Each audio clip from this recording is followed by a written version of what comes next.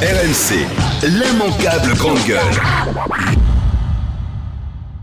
Ah mais de toute façon, il y a deux cas. Soit dans un cas, il n'avait pas les bonnes informations. Ah là, il les avait pas. Et il a parlé, soit il a menti. Donc dans les deux cas, pour moi, il doit démissionner. On a quand même un ministre de l'Intérieur, une ministre de la Santé, une directrice d'hôpital qui annonce une attaque. Moi, pour ma part, j'y ai cru. On a quand même des personnes qui sont assez crédibles. Et la première chose que j'ai ressentie, c'est quand même du dégoût et de la colère. Je me suis dit, comment des personnes qui manifestent, qui demandent plus de services publics, en arrivent à saccager un hôpital, en arrivent à vouloir troubler les malades. Sur ce que tu entendais de la part des autorités. Bien sûr, sur la base de sources qui sont quand même crédibles. On parle du ministère du ministre de l'Intérieur.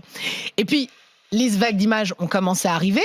Et là, alors encore une fois, sur la base des images qu'on a vues et qu'on a remontrées, parce qu'il y a toujours quand même plusieurs angles, mais semble-t-il, on a effectivement des personnes qui cherchent plutôt à se réfugier, qui ont l'air d'être plutôt apeurés. On a d'ailleurs, en début de vidéo, un personnel hospitalier plutôt tranquille, qui les filme. Il y a plusieurs personnes qui sont en train de... ce qui se passe aussi. En se demandant effectivement ce qui se passe, mais qui sont relativement tranquilles. Et on a après un mouvement de foule, et c'est sur la base de ce mouvement de foule qu'effectivement le personnel hospitalier commence à fermer les portes en se disant non, ici c'est un service de réanimation. On a quand même un ministre de l'Intérieur qui est censé être l'homme le plus informé de France et qui s'adonne à des fake news. Alors il renvoie sur les images et même sur BFM TV en disant c'est votre reportage. Ça tombe quand même sous le coup de la loi, la manipulation de l'information. Donc, surtout que c'est eux qui ont fait la loi sur les fake news. C'est quand même Emmanuel Macron. Donc je trouverais ça presque amusant qu'on porte plainte contre lui. Et je vais même aller plus loin. Moi, ça m'a posé la question de la compétence, en fait, de Christophe Castaner. Parce qu'on a quand même un secrétaire d'État qui est extrêmement présent et extrêmement crédible dans Monsieur Nunes, dans les médias. Je crois, de mémoire de quinquennat, on n'a jamais eu un secrétaire d'État aussi présent. Donc ça pose vraiment la question de la crédibilité qui est le ministre, qui est plus présent dans les médias que son propre ministre des tutelles.